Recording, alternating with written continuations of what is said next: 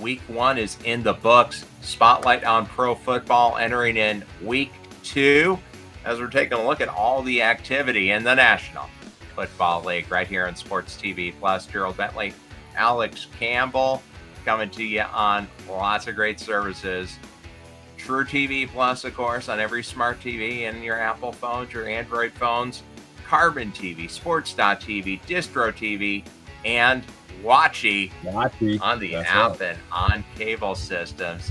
Wherever you're watching, thanks for joining and taking a little bit of time to look back at the week that was and then move forward into a matchup-filled Week 2 with that feature game, your national afternoon game, the Philadelphia Eagles, the Kansas City Chiefs, in a rematch of last year's Super Bowl. Yeah, that'll be an interesting game. We'll get into that. I wanted to talk a little bit about the Sunday night game because, man, that was a crazy game, and sports books were happy that the Ravens managed to drop their 6th game in the last few years where they had a 2-possession lead and over a 90% win probability. The Bills came back and got the win in inexplicable fashion, and it just makes you wonder because the Ravens seemed to have that game solidly in control, and then it just slipped away from them. Yeah, and it was really their defense that allowed Allen to just kind of like take over the game. And I know that's hard because he's kind of like a superhero, but one thing I often hear about Lamar Jackson is how he's got this amazing record against NFC opponents, because the reality is there's nobody even in the building that can simulate that kind of quarterback. Well, probably the only team that can do that in practice is the Ravens. I don't understand, you know what I mean? And so I realize it's different, you know what I mean? But he was 16 of 21 in the fourth quarter. He put the Bills on his back and just marched down the field. I was surprised. 22 points total in the fourth quarter. What a game though. What a game. And it was billed as the top matchup of the night, and it came through. And that's one thing we can rejoice in for sure. Oh, 100%. John Harbaugh after the game talked about how, a big part of why they lost it was not keeping Josh Allen in the pocket. That was the biggest issue. We understand Josh Allen. We played him quite a few times. We had a little more success here at our place last year. The last 2 times there, not quite as much, but we had a plan, and we just didn't get it done. We weren't able to execute. We couldn't keep him in the pocket. That was a big part of the plan, would be to keep him in the pocket. We weren't able to do that. That's probably the number one disappointment for me. I think when you let him extend plays like that, he'll run for yards, but he'll also find receivers downfield, and they do a good job of getting open. And it's just hard to extend that coverage long enough with his arm strength and accuracy on the move. So that's the number one thing. Yeah, which could be fair, and the turnovers didn't help any. You can't have Derrick Henry fumbling the ball. Yeah, and then. The other thing, that last drive, how do you give him the ball back? Yeah, that's one thing I think is overlooked, is that would you be, that's one question you're going to ask is, would you be in this situation without him? Sure, but Henry fumbling the ball, that lost the game. That was, that was it right there. As bad as they'd already bungled it down the stretch, that would have sealed it, just to hold on to the ball. I don't know. I don't know how.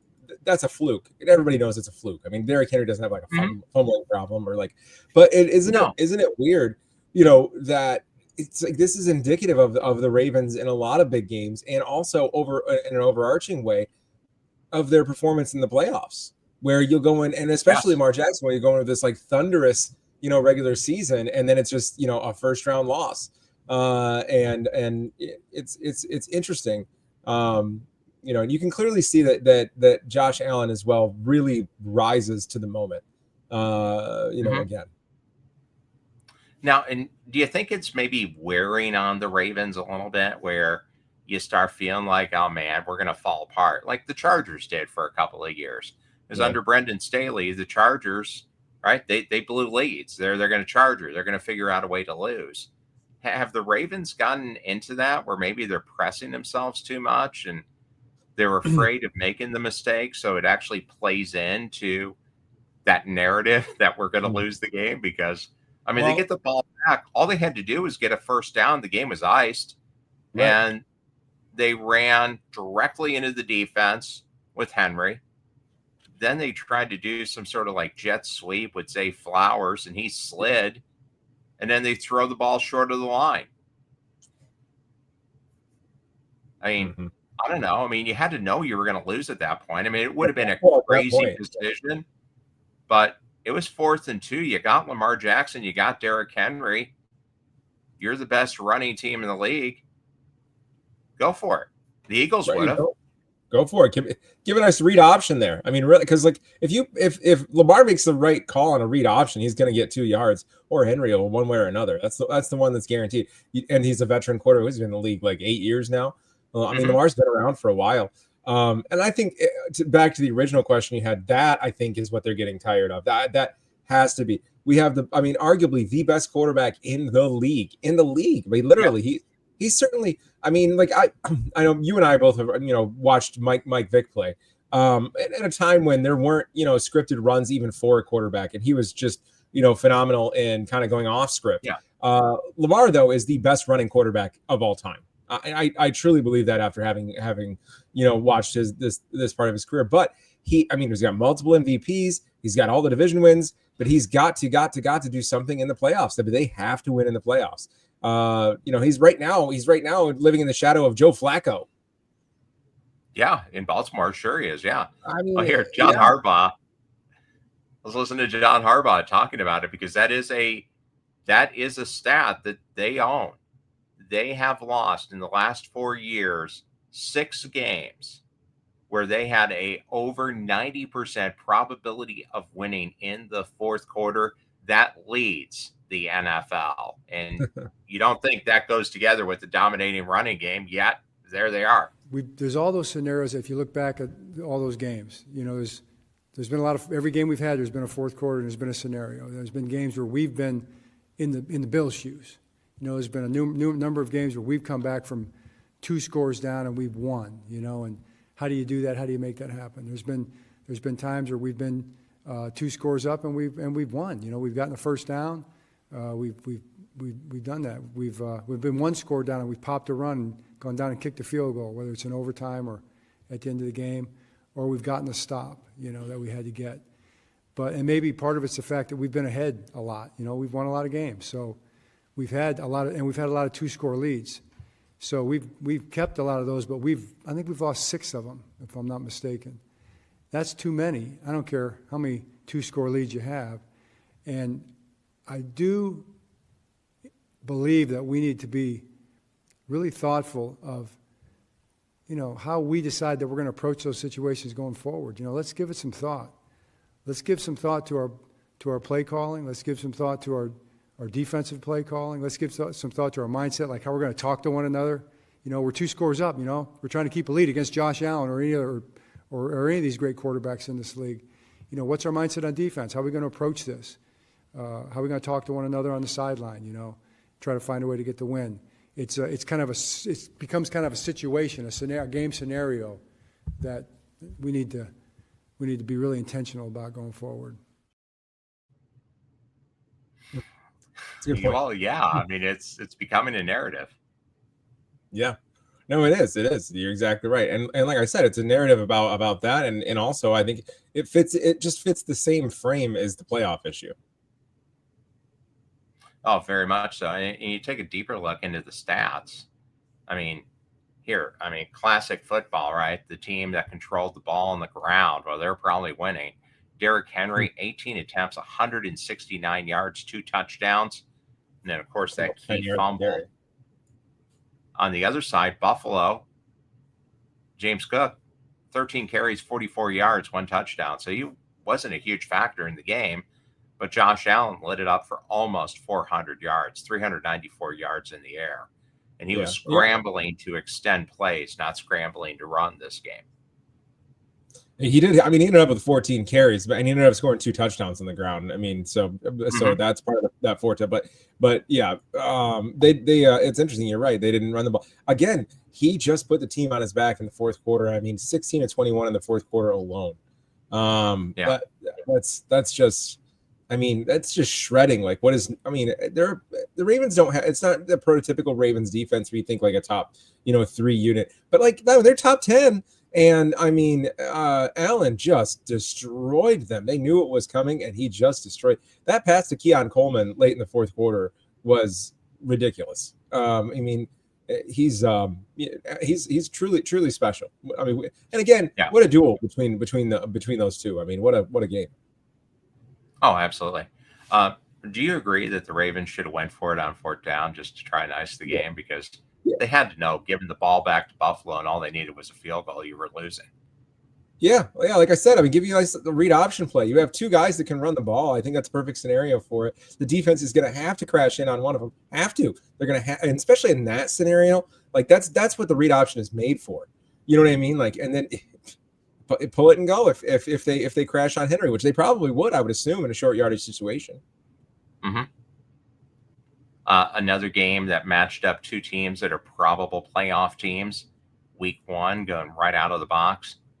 The Rams taking on the Texans. Yeah. The Texans scored the first 9. The Rams scored the last 14. They end the game 14-9. Matt Stafford got it going in the second quarter, really, right before halftime. And he ends up with 245 yards and a touchdown. Puka Nacua, 10 catches for 130 yards. It just seems like once they got the rhythm in and they were holding the Texans to field goals, as soon as the Rams started moving, that was going to be the game.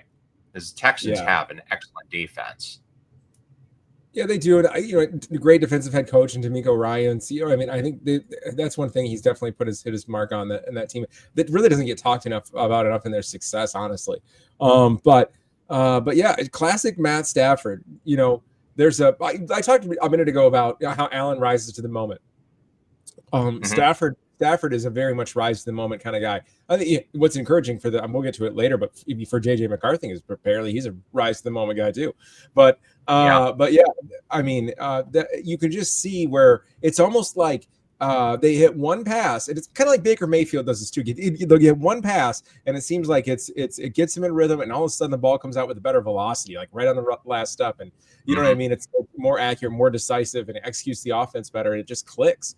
There's a few quarterbacks like that, like I said, like Baker and just like Matt Stafford. And when you're going field goal, I mean, and then you have a Hall of Fame quarterback on the other end. Yeah, that's what happens. You're lucky they only scored 14. That is a great performance by your defense. Oh, absolutely, yeah. Because once they got going, I mean, it seemed like they were picking up, 10, 12 yards to throw, and that's going to be tough to beat. Another Hall of Fame quarterback who showed maybe he's not quite done. The best Aaron Rodgers has looked in 3 years. Returned to New York, the Steelers. This is something you haven't heard in a few years. The Steelers win a shootout 34-32 in a game that, honestly, I think both teams have to be happy with. Yeah. I mean, it's interesting. You don't often get that. But I mean, yeah, they both have to be happy. I think the Steelers have to be downright excited with the Hall of Fame, with Aaron Rodgers back there, and the defense that they already have. This is probably the quarterback that they've been looking for. You and I both said that like I do expect the Steelers to be probably contend for that division, like because and maybe even make a deep run in the playoffs. I don't think they're true Super Bowl contenders per se, but I mean, they showed they can win a shootout here, and with the defense they have, I mean, they're not going to have to win too many shootouts the rest of the year. That's just not how the Steelers operate. And then on the Jets side, Justin Fields looked pretty darn good. 16-22, 218 in the air, touchdown, connecting with fellow Buckeye, Garrett Wilson as his number 1 receiver. He had 7 catches for 95, and Breece Hall looked more alive than he did at any point last year, for 107. Yeah, I felt like the Jets, played really well, especially on offense. And they have a very young team with a lot of really good young players. And in a way, if Fields could have his career resurgence here, I mean, don't forget, like he pretty much had it last year in Philadelphia or in Pittsburgh, Or which Pittsburgh, is yeah. interesting to play in Pittsburgh because wasn't he like he was like 5-1 or something like that when Russell Wilson took Yeah, over? Took over. I think he played. You could argue he was the better of the two quarterbacks Yeah. last year. Yeah. So I think if this could be his spot, it would be a huge relief, obviously, to him and his career, but also to that team because that's literally, I think, all that they miss right now. They're in a great spot. I mean, salary cap wise, they're deep because of all the draft picks. Mhm. You look like that's one thing. Like the Packers, for instance, the reason that they're able to, or the Eagles last year, the reason they're able to swap in all these defensive linemen is because they've drafted really well. A lot of teams don't draft, Yeah. super well when you look at it, and I think that really hurts you in depth. But the Jets have actually drafted pretty well at every position other than quarterback. Yeah, and it ends up being the most important position. Let's stick in New Well, York because it didn't look as, and obviously they both lost, the Jets and the Giants, but I think people were expecting the Jets to be a total on fire dumpster, yeah, and they weren't. They played a good game. The Giants, however, they were. They lose 21-6 to the Commanders. And yeah, I think the only thing coming out of New York is okay, why is Dayball still the head coach? And mhm. the only other question, why is Jackson Dart not playing at quarterback? Why are we Bingo. running Russell Wilson out there? Makes no Yeah, sense. no, we're not running Russell Wilson out there to go 17 of 37. Okay, I mean No, I that's mean, not the game we're looking for. and where was the offensive rhythm and system? I mean, Yeah, Dayball's offensive coordinator, and I mean, they looked horrible. yeah, I feel like 231 total yards. They got outgained 2-1 by the Commanders. I mean, the game wasn't as close as the score indicates, and it wasn't a close game by the score. no, it wasn't. Yeah, no, they were just, I mean, pretty much awful, and they couldn't run the ball at all. They didn't really try to run the ball. Again, almost 40 passes. They were limited on possessions because it was 3-and-out after 3-and-out after 3-and-out. Yeah. So I mean, their leading rusher had what, 10 carries? I mean, that's 10 for 24. The leading rusher by yards was Russell, 8 for and 44. you don't want either of those things. You don't want that low of a No, passing percentage, and you certainly don't want him running the ball, being the leading rusher on your team. Yeah. Yeah. But no. I I mean, mean, it was Jackson just Dart, brutal. it's a matter of time if this keeps happening before that decision is made for Dayball. And I mean, obviously, I think it's like a move. Obviously, I think of desperation to put Wilson in there. I mean, he's trying to hang on to his job. He wants to win as many games as he can. And I would probably agree with him that Russell Wilson probably gives you the best opportunity to do that. But the best thing for the team is absolutely to develop the rookie. And because I've heard the argument that like you look at a lot of these, good young quarterbacks like Mahomes was able to sit behind, Alex Smith and Love behind Aaron Rodgers and so on and so forth. That's great. But Russell Wilson is no even Alex Smith, I don't think. No, So it's not not at really the this same point. thing. Not at this stage of his career. No. No. Well, and then the quarterback that they let go, Daniel Jones. I don't think anyone saw this coming, but Eh? Shane Steichen looking pretty good now as an offensive mind. Maybe the biggest issue was running Anthony Richardson out there, who was Yeah. a bad quarterback in college, and surprisingly, he was a bad quarterback in the NFL. Daniel Jones talked about his debut as a cult. I don't. It felt good to get a win for sure. I thought we played well and the team played well.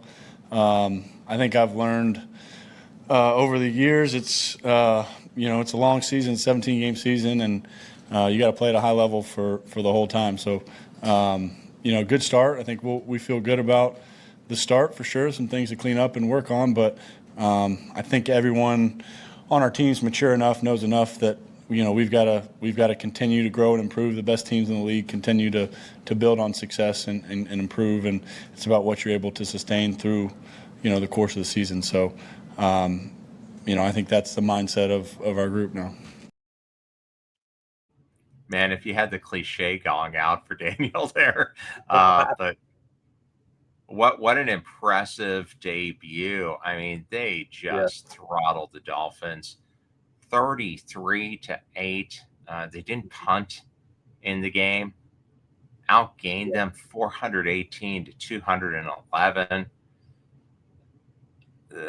The Miami Dolphins are swimming towards a reset because it's coming soon. It's looking rough. Publicly attested strategy that we're only going to throw short passes, that's not going to work too well. Tua went 14-23, 2 interceptions. They were bad interceptions, forcing short passes over the middle, and he still got sacked multiple times. Yep. Yeah.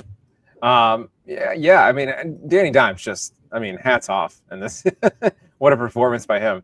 I honestly kind of thought he'd have a chance at career resurgence here. I remember I said that actually. But the problem that I had was the preseason performance was underwhelming, and in the same way that most of his bad games have been underwhelming, and so that kind of gave me pause. But totally capable. I've always thought that he's totally capable, and the number one issue that I thought the whole time that he needed to work on was the completion percentage and the turnovers. And look at this one, 22 of 29 and no turnovers. That's exactly, because if he can do that, he has enough mobility that he can still threaten teams with his ability to run.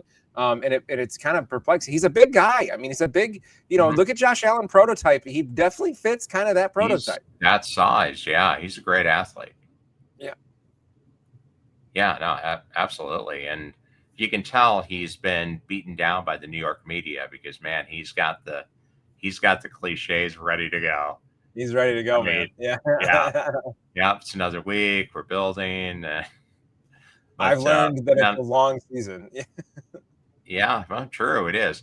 On the other side, a long season was projected for the Dolphins, and it looks even longer. Yeah. I kind of question the logic of putting Tyreek Hill up on the podium to talk, because he very, very rarely spoke with the media in Kansas City. And that's something the NFL has taken advantage of from the COVID era, where now you get the podium and that's who you talk to. So they can pick and choose who goes up there. And shockingly, the players who go up there are the ones who are really good at talking to the media and good at saying nothing. Tyreek Hill is neither of those. Neither of those actually said, I watched Scarface and I know you have to get out of this city before the city gets you. I mean, why you put him out there to talk? What do you think you're going to get? Wow. Yeah. What do you think exactly? What do you think you're going to get? And I mean, just another decision in a long line of puzzling decisions.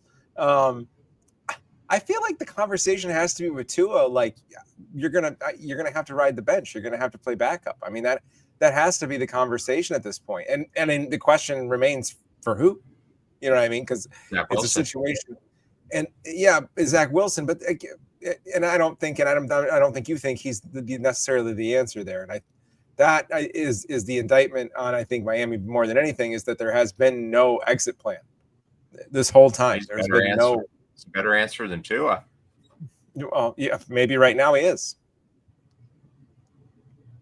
But the salary cap is killing him there because you paid him. Yeah. And he's going to have to give up that money and walk away. And I don't know if that's happening. And, people tend to not want to walk away. Yeah, people tend to not want to walk away, and I think he's already shown that not want to walk away. Yeah, which is admirable. Yeah. One more look at last week. JJ McCarthy starting out his career as a starting quarterback with the NFC Offensive Player of the Week.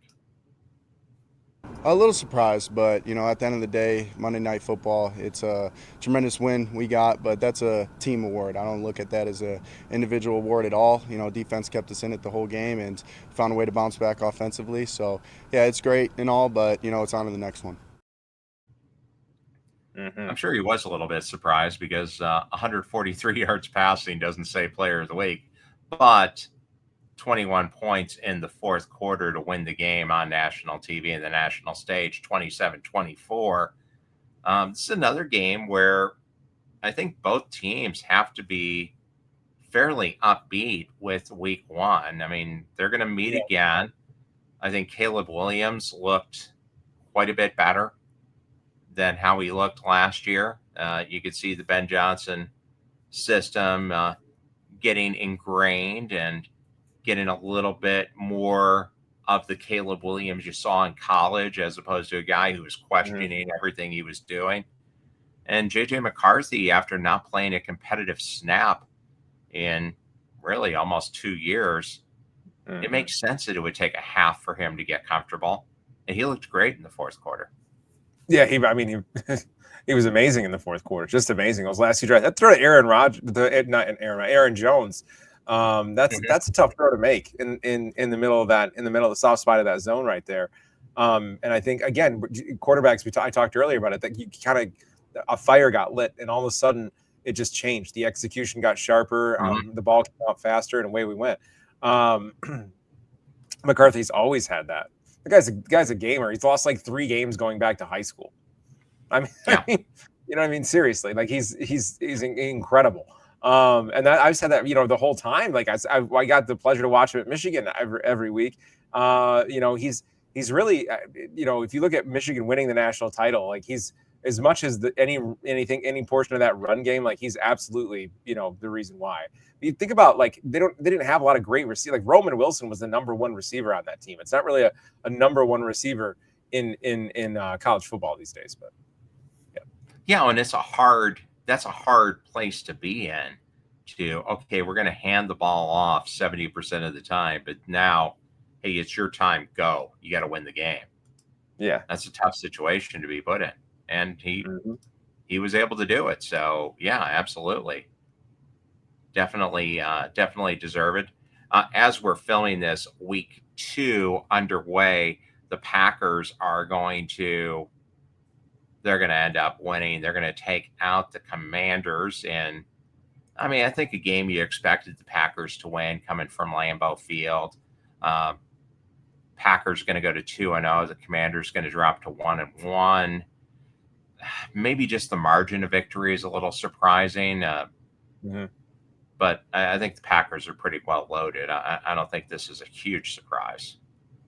No, it's not. I mean, the Packers, man, did they look sharp or what over the weekend against Detroit? I mean, tonight as well, but I mean, wow. I fully understand the move to get Micah. I mean, knowing that, you had that kind of opportunity, I think it's a great job of recognizing a window, you know what I mean? And really going for it. I think you saw in the folly of Detroit and not swinging a little harder for a better coordinator's situation. They decided instead to hire from within, and I mean that's fine. But like we've got to, that definitely that played a part in what happened, there. But the Packers right now are to be the odds-on favorite to win the NFC North. Yeah, no, I would say so, definitely, because the Lions game was definitely a disappointment. Well, the Ben Johnson Bowl is one of your games coming up in week 2 as the Bears take on the Lions. Both teams 0-1. The Lions are favored by 6, and after that first week's loss, really kind of a must-win game for the Lions. Yeah, I mean, the whole thing about, starting 0-2, it's a pretty big hole to climb out of. I mean, now we have 17 games, so probably maybe not as big of a hole as it has been historically. That number may not be as true to form now with an extra game. But nonetheless, it's important to not start out 0-2. And this would be even worse because it would be 0-2 in your division. So the Lions definitely need this game. Division. And you'd think that Johnson may know how to attack that Lions defense as well. But the same can be said about Goff and knowing how to attack. You know what I mean? Or I mean the Lions defense and knowing how to attack. You know, the Vikings because of Johnson's game plan. So I mean, it should be a pretty good game. I do like the Lions. I think like Williams played pretty well, but again, like the things that have been issues still were issues. Some of the shorter throws I thought a little too strong. He doesn't show a lot of touch on the shorter throws. It just looks like one of these athletes to me that and I think Johnson, and I hope he has this a better impression and he makes a turn here, because it looks to me like Williams is the type of athlete that is so talented that he's gotten to this level without having to do some of the fundamentals. Sure. Well, yeah, because he's just made plays and he stretched plays and just freelanced, but it may take a little while too. I mean, I think the Bears could be a lot better team this year and go 6-11. Yeah, probably. I think if they win 8 games, that has to be like their benchmark of you know what I mean? 8, I think, is my number in my mind, where if they win 8, they really showed some serious improvement. They'd probably be happy with 6. They could play a lot better and win 6. You're right. Mm-hmm. Yeah, they're gunning for an NFC North title by the time they move to Arlington Heights. Yeah, it's utter insanity. If you're familiar with the Chicagoland area, it's about a 38-mile drive door to door from Soldier Field to get to Arlington Heights. Mm-hmm. So there's a reason why a lot of people are freaking out in Chicago. It's out there. If you live on the south side, you're going to want to get a hotel. It's going to be a nightmare to get there. Yeah. Other side of the state. There'll be years to talk about it, because not projected to open up until 2031 at the Old Horse Racing Track in Arlington Heights, Illinois. The Jets take on Josh Allen and the Bills, 1-0 versus 0-1 at MetLife Stadium. The Jets 6.5-point home dogs, and that probably isn't quite enough. I think the Bills will kind of thump them. I don't see this being a super close game like the Steelers game was. No, I mean, this I think maybe is an area where I could actually see a little backdoor cover. Because just maybe, because look, the Ravens were able to run the ball pretty well. And I think so will the Jets be able to. Like you said, you saw Breeze play better than he has probably in years. I think the element of the running quarterback with Fields and Fields' ability to throw has to also keep the box honest. So it's similar in a way to Lamar. So I think they're going to struggle, be a nickel most of the game, and also struggle a little bit against the run. And if that's the case, and they do, then I don't think they'll win, but I definitely think that the Jets can similarly hang around here, just like they were able to hang around in week 1. Yeah, I mean, I'll disagree. I think Buffalo's ready to unleash the fury and just beat somebody down, because the close games with Baltimore, it's got to be getting old. The Ravens get a chance to get vengeance against a former Ravens great, as 0-1 faces 0-1. The Ravens take on their predecessors in Cleveland, the Cleveland Browns. On paper, you think, okay, hey, the Ravens are going to pummel them. Joe Flacco and the Browns come into Baltimore, but historically, the Browns have played the Ravens well. So, I mean, there's a chance this division familiarity keeps it a little bit closer. I mean, I think the Ravens win, no problem. It's just a question of, do they cover? 11.5 is a huge line in the NFL. It really is. Especially, I thought, if you look at week 1, the Ohio Bowl with the Bengals and the Browns, I thought they did a pretty good job on defense, especially. And if they can kind of do the same thing and really limit Lamar, especially early, and kind of hang around and be in that game. Like you said, 11 is a lot to cover in the NFL. That's a college line. Yes, that's a top of the conference playing number 8 in the conference, college number right there. Number 8, number 9 in the conference. That's Ohio State taking on the Golden Gophers. Bingo. That's an 11.5 point game all day. And that doesn't exist in the NFL. I don't think they're that bad. I just don't think they're that bad. No, I think they lose, but they'll cover. The Jacksonville Jaguars 1-0 under new head coach Liam Cohen. They take on Joe Burrow and the Cincinnati Bengals with their second win in the first 5 weeks of Joe Burrow's career. It's in Cincinnati. The Bengals are 3.5-point favorites. Can they get Joe Burrow his third win in the first 2 weeks of his regular seasons? Probably. I would give them the edge. Yeah. But again, another situation where Jacksonville played really, really well on defense. I know it was the Panthers, but they made. I mean, Young at the end of last year was looking better and better. Yeah. He had really come on, and man, did they make him look terrible. Had the whole offseason to prepare, stay in that same offense the whole offseason, blah blah blah blah blah, and they end up. I mean, he looks just awful. The one interception was brutal, absolutely brutal. The bright spot for the Panthers was Tet McMillan. Tet looked pretty good. I could say the same thing for the Lions. That kid Isaac Tesla, wow, that catch in the end zone, oh, he looks good. But again, both teams lost. And they were extremely limited on offense. That Jags defense played really, really well. So same thing I would say last game.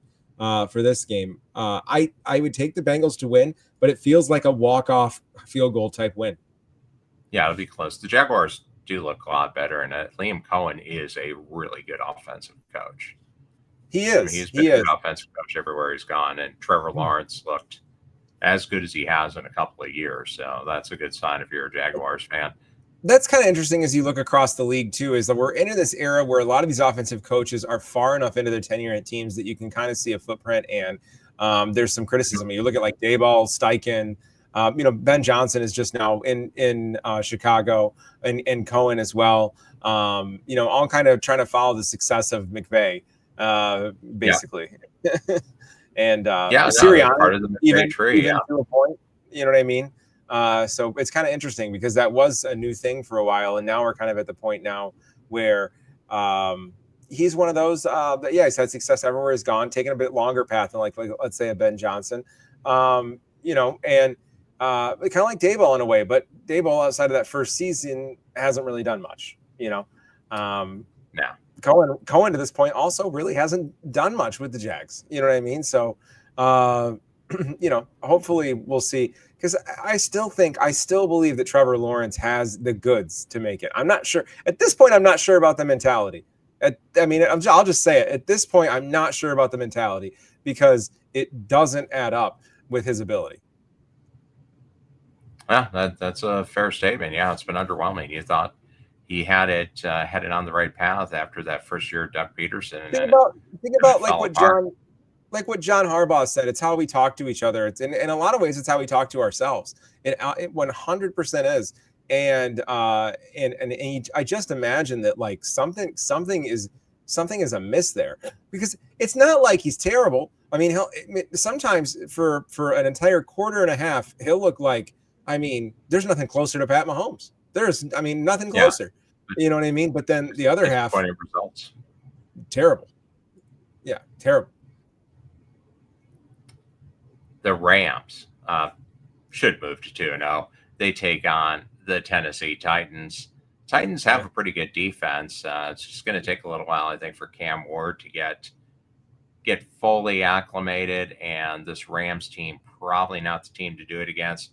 Rams have a really good front seven, and you're going up against Matt Stafford, against Puka Nacua.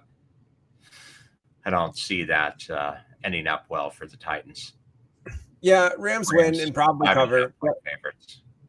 Yeah, I would say 5.5. Yeah, I think Rams win and probably cover. Like you said, just super athletic in the front seven, super. And you tell you what though, Titans have to be pleased with what they've seen with Cam Ward so far. He looks like a gamer. Guy, he can really sling it. He can really sling it. That's that arm talent you can see right away. He can really throw the ball. Yeah, and it should help. He's got Brian Callahan, so he's got an offensive head coach, which I think is the combo you want if you're drafting a quarterback. Exactly. A team with an offensive head coach who seems to be in a death spiral. We talked about him, and I got to like Tyreek Hill for quoting Scarface. You got to get out of the city before the city gets you. The Dolphins in Miami at Hard Rock Stadium. They take on Mike Vrabel and the New England Patriots. The Patriots looking to get it turned around. I think they get the win here. They're 1.5 point road dogs. I think the wrong team's favored.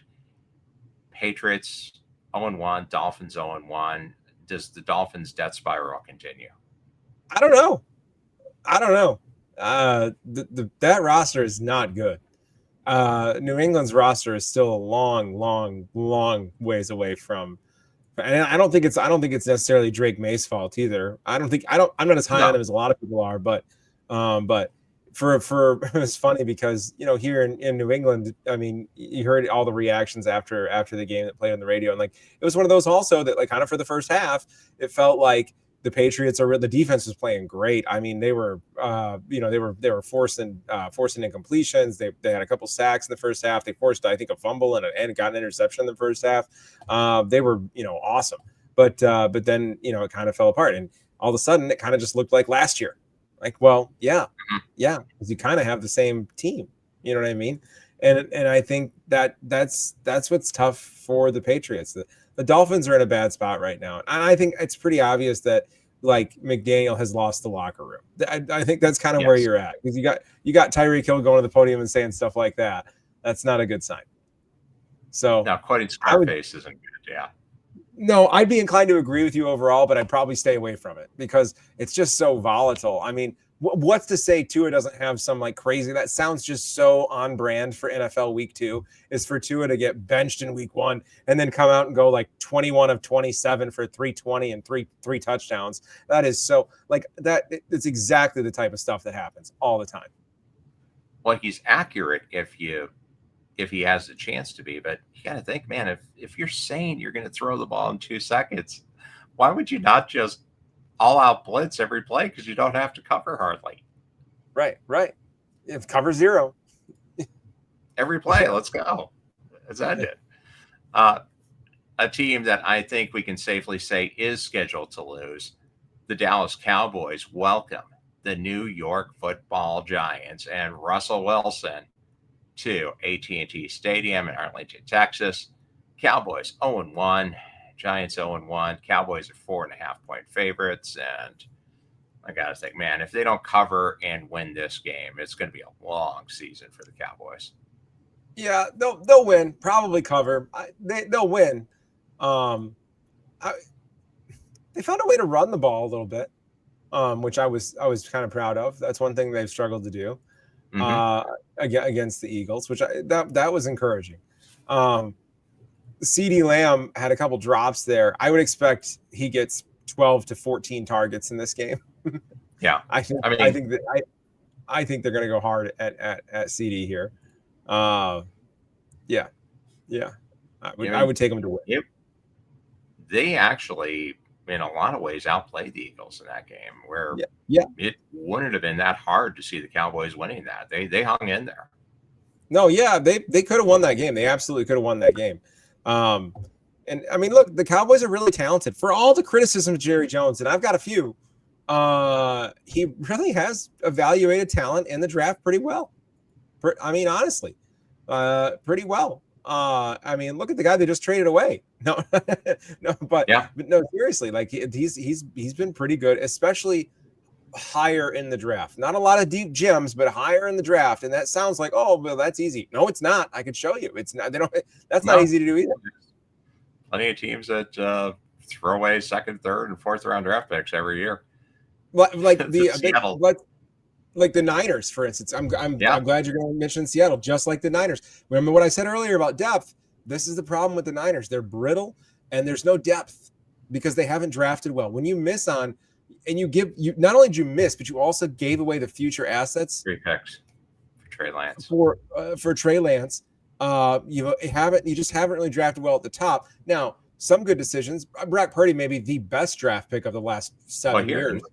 He's out 2 to 5 weeks with turf toe, which could linger through the whole season. Let's talk about them. The Niners 1-0, but now they're down George Kittle. They're down Brock Purdy. So the wave of injuries that has become of familiarity for the Niners already started. They're already devastated with injuries. Mac Jones, the guy who they were going to draft if Trey Lance wasn't available, he gets his chance to start for the San Francisco 49ers. Is that going to be enough to take on Kellen Moore, Spencer Rattler, and Tyler Shuck with the New Orleans Saints at the Superdome? The Saints, with the line adjusted, are still 3-point home dogs to Mac Jones and the San Francisco 49ers mash unit. I buy it. I think Jones, with what you saw, basically year one in New England, you kind of close your eyes and forget about the rest of it. And you can picture him with Shanahan and what that might look like after an offseason. I don't know. I think if you compare Mac Jones and Brock Purdy, physically, there's not much that separates them. Kind of similar, yeah. They're kind of similar. And if maybe Mac and maybe, some of the coaching staff things weren't really his fault. You see kind of where Bill Belichick is now as far as, being a feudalist leader and hiring loyalists instead of competent employees. That's kind of the era of Belichick that Mac Jones entered. So maybe he's another case. And I wish I would have stuck to my guns with Danny Dimes. I'm going to stick to my guns here. I think Mac Jones has the potential to have his own career resurgence. He's been totally written off. And I think a lot of it had to do with kind of his attitude about where the locker room was at that point. But I would too. Right. I mean, maybe the young guy kind of identified an obvious problem and was the bravest voice in the room and was a whistleblower about it put his name out there. You know what I mean? He reached out to his college coach for advice. Question the logic. Yeah. Question the logic of having two defensive coaches be your offensive coordinator. So I don't know. I mean, I actually agree with Vegas. And here's the other thing. The Saints are awful. They're awful. They just don't have an answer. They are working through some of the worst, one of the worst and weirdest cap situations of the last few years. This is luckily for them, the tail end of it. So stick with it for another year or two. And I think they'll be in a good spot. But yeah, this has been a long rebuilding process. Yeah. I mean, you got Chris Olave, Alvin Kamara, and it's about it. It's not a good team. Yeah. Sam Darnold, trying to see if last year was a mirage. After week one, you kind of say, oh, yeah, maybe. 0-1 Seahawks. They travel to Pittsburgh. Aaron Rodgers looking to go 2-0 as a 3-point favorite at home. I don't see this going well for Seattle with Sam Darnold. I think the Steelers will be able to put on a better defensive showing than they did against the Jets, and Aaron Rodgers gets his first home win. Yeah. I think the Steelers probably win and the Seahawks start 0-2, but I think that is going to be an unfair 0-2 with Seattle. They're so good on defense. They're so fast and athletic in the front seven. They can cover well in the back end. They're huge in the back end. Woolen is 6'4". I mean, it reminds you so much of the Pete Carroll, Legion of Boom. And you and I talked about it all offseason that it's clear that their impetus was going to be to, get rid of the offensive talent and trade for future assets and defensive players. And this is the problem with trying to do that, is that you're going to have to win on the margins. And here, look at week one, you lost by one score, And I just wanted to say that because I just think this is another one where they're probably going to lose by one score. I think, again, typical NFL fashion, Aaron Rodgers crashes back to earth in this game, has a so-so performance, is able to pull it out in the end. Well, that's why I don't like defensive first coaches. I mean, I think Vrabel's a little bit of an exception because he's an aggressive defensive coach and he's worked on offense some too. But a little tight end. Yeah, when you look at Marty Schottenheimer, the knock on Marty Schottenheimer was, okay, you're in every game. Well, the problem with being in every game is you're in every game because you're going to lose games that you should win because you don't put the hammer down. You're not able to run away. And with Sam Darnold with limited weaponry, that equals bad. I mean, he was on a team loaded with skill players at every position that were in the top tier of the league. It's a lot different than what he has with a obviously diminished Cooper Kupp in Seattle and not a whole lot else. No, I mean they're I think it's going going to be to need to a run the ball. challenging year for the Seahawks. Like if they're gonna win, they're gonna need to run the ball, and and run it well. And they didn't really have. I mean, I think they'd like to see Kenny Walker come back to form and kind of turn into the young superstar that he was trending towards. But we don't know if that'll happen. Right now, Charbonnet's getting the bulk of the carries, and he's more of a power chain mover type back, and so and the defense knows what you're doing. If you look at just look at the stats in this game. I mean, Smith and Jigba ends up with 10 catches. He had like 13 targets. He was the primary focus in the pass game. Kupp, they threw a couple balls too, but he only ends up making 2 catches. I mean, there's nobody else that really caught the ball. I mean, there's nobody else that catches the ball. They need to be better on the offensive line because that would give them the opportunity to run the ball better. And then you can do the one receiver thing. You can do the one receiver and an okay tight end and a really good offensive line and two running backs. You can do that with a good defense. They don't have a couple of those pieces. They don't have the tight end. I don't think they have 2. I think they have 1.5 running backs. And that's dependent, and that's also asking a lot that Kenny Walker returns to form, which I'm not sure he ever will. Yeah, I mean it's going to be interesting. They're going against the thread of the league right now, trying to build. Okay, we're going to do ball control and play defense. That's a challenge. Good luck. The Arizona Cardinals 1-0 take on the Carolina Panthers, and the odds makers are liking the Cardinals in this one. It's a home game. They're 6.5-point favorites. The Panthers looked like they had regressed from where they ended the second half. Now, maybe, okay, it's week 1. It's your first week of really playing. Maybe they turn it on, but the Cardinals should win this game. This should be a W. Cardinals and the points. I thought Murray played pretty good week 1. I mean, not ecstatic, but pretty good, real safe with the ball. If he continues to do that, they'll be fine. This is a team they should definitely beat at home. See, Arizona is actually a pretty tough place to play, especially for below 500 teams. I'm just kind of pulling that out of memory though. That like I'm a huge Lions fan. I can't tell you how many times the Lions went to Arizona and got pummeled. I mean, absolutely pummeled. I think it happens with a lot of teams. Thinking back, it's actually a surprisingly tough place to play. I don't think it gets enough credit for that. I'll take Arizona in the points. And they got a good game for Marvin Harrison Jr., so it's good to see him. Exactly. Contributing. Yeah, and I think they're happy about a lot of the pieces. The tight end situation with McBride and everything. I mean, so things are looking up in a way, but that's the problem is that things have been looking up in a way for a while and they haven't done anything with for it. years. Yeah, it's time to get it done. Another team up, the Broncos, taking on the surprising Indianapolis Colts in Indianapolis again. The Colts are 1.5-point home dogs to the Broncos, coming in with one of the best defenses in the league. It's going to be a different look for Danny Dimes.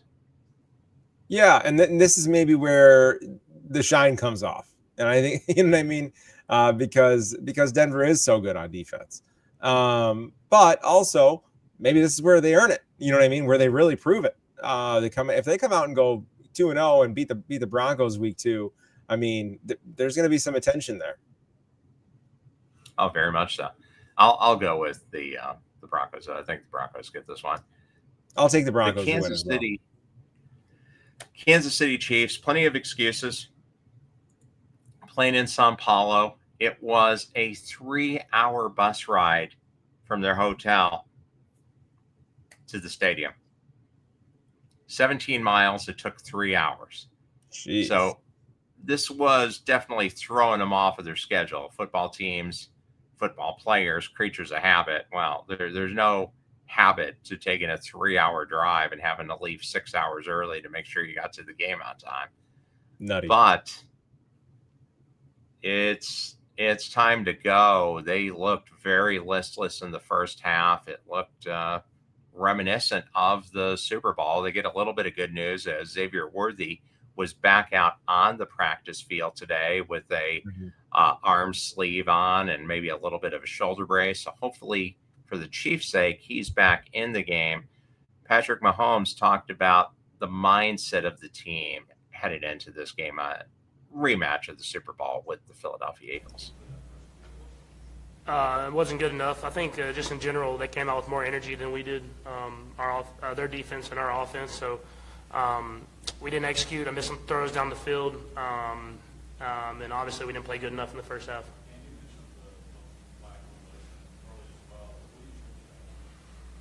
I mean, it's hard to say, I felt like we had energy at practice yesterday and all throughout the week, but I mean, you don't come out and play with the right mindset, you get beat. And the Chargers came out with the right mindset. We didn't, and they beat us. How do you not have the mindset and the energy to play when you spent the whole offseason talking about how we're coming back to show that Super Bowl was a fluke, and then you come out and show that, well, hey, maybe that is right. Yeah. I mean, I know it's like you said, it's tough, to travel. I felt like the tough part of the travel was kind of on the Chargers, just from a schedule standpoint. They end up giving up a home game for that, division home game.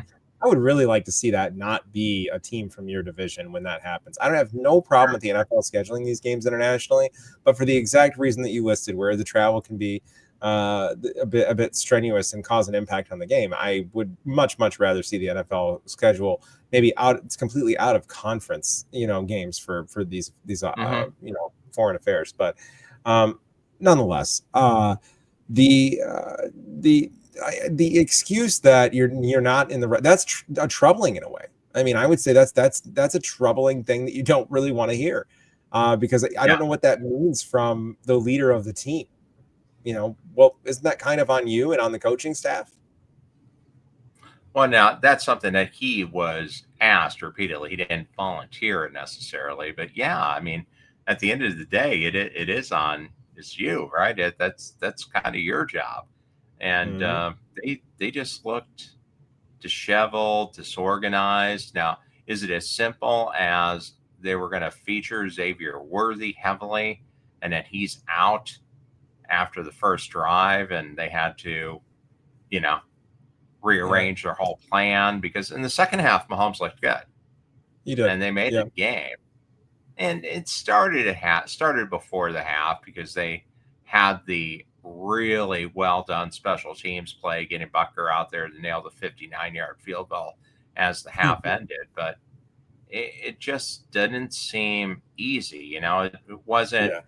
It wasn't pretty football. They weren't moving the ball that well. Every play seemed hard. Right, and I think that's indicative. Like you saw, I think I saw that with the Lions too, where it's like every play seemed hard. The offense was able to move, but it moved slowly. It moved, it moved like dirty motor oil, like it just kind of, or molasses. Just real kind of. Yeah. And that's kind of what I saw from the Chiefs, and I think that speaks to the really the same thing: young, developing offensive line. And there may be a concern for this game, because I can't imagine it going much different in the Super Bowl for that reason, because you have a young, developing offensive line. Now, I think there's a lot of upside to Simmons and Sumataioa. I think there's like huge amount of upside to both of them, especially Simmons, and I think it will work. I really do. I think it will work, but I think it's going to take some time. And same thing with Detroit. I think it'll work, but I think it's going to take some time. And so they're kind of struggling with that right now. And the Eagles just aren't the team you want to face. You saw the Super Bowl when you're unprepared on the offensive line. Yeah, no, not at all. And I think the Chiefs will drop 5 games this year. The odds are going to swing back a little bit. They're not going to go 15-2. No. I think they're going to lose some of these close games, and it's going to take a little while to get things in place, because I mean, it's been painfully obvious watching them. Their best weapon, and it's really not particularly close, is Rashee Rice. You're not getting him back until week 6. There's not a lot in the running back room, and Xavier Worthy's clearly your option number 2. But with you do have Mahomes, and you do have Andy Reid, and I mean, you have obviously a lot of the pieces that are necessary to contend. So even if you lose 5-6 games, if you get into the wild card, you have I mean, who cares? I mean, if as long as you get it's kind of like LeBron in a few years of his career. Like, look, if we make the playoffs, you got the we're a contender. experience. Sure. Yeah, like that's true. If you made the playoffs and you had LeBron on your roster, you're a contender. It's kind of the same thing with Mahomes. You make the playoffs, you're a contender. So yeah, if you drop 5-6 games, as long as you make the playoffs, you'll be fine. Yeah, and Mahomes talked about that too, that everybody's giving us their best shot. I think it's a learning moment for especially the young guys on the team. It's like we're gonna get everybody's best, and we have to play up to that standard if we want to win football games. And I feel like we didn't play to that standard today. Everybody, offense, defense, special teams. But credit to the Chargers, they had a great plan, came in and played great football and beat us. And now we have to learn from that, knowing that next week's going to be just as tough. Yeah, I mean, fair. And the Chiefs did what they do. If they lose close. I mean, It was a one-score game. So I mean, they were still in it. Sunday Night Football. The Falcons, 0-1, taking on the Minnesota Vikings. Vikings back-to-back national TV games. JJ McCarthy did talk about what's it going to be like going up against Michael Penix Jr. I love Michael. Just being able to be with him, during the pre-draft process and really understand his process and who he is as a man and his personality. It's no surprise where, he's in the position he's in right now. And, I'm extremely excited to see him again and compete against him. But, yeah, he's a great player, and it's going to be a good test for our defense. Came out together, and Michael Penix Jr. get a little bit of a head start. He got to take over for Kirk Cousins last year and looked electric. You could see that special arm talent. Vikings 3.5-point favorites at home. I know it's tough. I don't like the hook. That's not, I draw an issue right there with the number. I don't like the hook. 3, I'd take it. 3.5, no. I think it's probably a field goal game. He's still a rookie for all intents and purposes. And Penix had some moments last week. I thought he looked pretty good for the most part. And obviously down the stretch last season looked great. And the Bucks Falcons game isn't always kind of wipe that off the board and forget about what you saw. Yeah, divisional rivals. They're divisional rivals. It tends to get messy, and it's just not indicative of. I would look more like at the end of last season as to what the Falcons kind of are capable of. So, but yeah, I would definitely side with Vegas on this though for the winner. Should be an entertaining game. Over under 44.5. Do you feel good about the over? Pretty good. Yeah, I'd probably take the over. Yeah. Seeing what McCarthy was able to do throwing the ball late last week, and knowing that that's the strength of Penix, as much I think as the Falcons want to run the ball, they're so addicted, I think, to the accuracy of his arm. They end up throwing over 40 times last week in a game they only scored 20 points in. You know what I mean? Yeah, I think it becomes a bit of a shootout. Yeah, it should be an entertaining game. That's Sunday Night Football, and then Monday night we get 2 games. First one, the Tampa Bay Buccaneers and Baker Mayfield, fresh off that divisional win. They take on C.J. Stroud, the Houston Texans. Texans getting used to a new offensive system. First time ever, actually, that C.J. Stroud has been in a position where he's been calling protections and had the option to audible. So he didn't have it at the Ohio State, and he didn't have it last year. Texans surprising 2.5-point favorites in this game. I think the Buccaneers went on the road and go to 2-0 because the Texans' new offensive line, new offensive system. I mean, that's a lot of change for a team that is light on weapons. Yeah, and you saw they were only able to put up 9 points, last week. I would take the Bucs. The Bucs have one of the more, I would think, underrated pass rushes, especially pass rushes that's kind of exotic and doesn't have to necessarily blitz. Vita Vea is a force, an absolute force in the middle. Cansey has come on pretty strong. They're pretty nice on defense. And they got a lot of weapons on offense, and Baker is a gamer. much in the same vein, like I said, to what we saw out of McCarthy, where it's like he'll just in a moment he'll kind of flip the switch and all of a sudden turn into prime Tom Brady. Yeah, I mean, just keep in mind too, the number 3 receiver for the Texans is Justin Watson. So, Justin Watson was a good contributor for the Chiefs, but he's good for about 2 catches a game. So He's not a there's number 3. not a lot of weapons there. No, he's a receiver that you like to have as your number 4 receiver until you have a more impactful receiver as your number 4 receiver. Final game of the week, the Chargers, fresh off of their win against the Chiefs in Brazil, they take on Pete Carroll and the Raiders. 1-0 against 1-0. The Raiders 4-point dogs at home at Allegiant Stadium. Geno Smith's getting a chance to take on Jim Harbaugh, and Pete Carroll getting that first win with the Raiders. The Raiders are going to be better than last year. Yeah. I don't think there's any doubt about that. With Pete Carroll, with Geno Smith, with the system that they're going to have in place, they're going to stop doing stupid, which is going to help them a lot. Yeah. The question is, can stop doing stupid win you more than 7 games? They beat the Chargers. That's going a long way towards being able to say, yes. Got to think the Chargers get this win, though, don't you? Oh, you would think so. Yeah, absolutely. You would think so. But I'm not sure about the number. We'd say 4.5. 4 points. Yeah, 4 points. I like what they got there. I mean, I'm pretty high on the Raiders and have been most of the offseason. And I thought they kind of showed that in New England. That's a cross-country travel, an early game. I don't think they're getting enough credit for that. That's not easy to do week 1.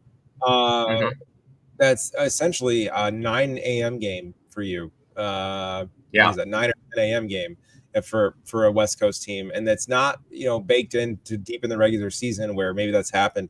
That's kind of, you don't really see that happen very often either, I would say, where they'll schedule an early game like that for a cross country. So they kind of got the short end of the stick there, and were able to win in pretty dominating fashion, even though the score didn't indicate that.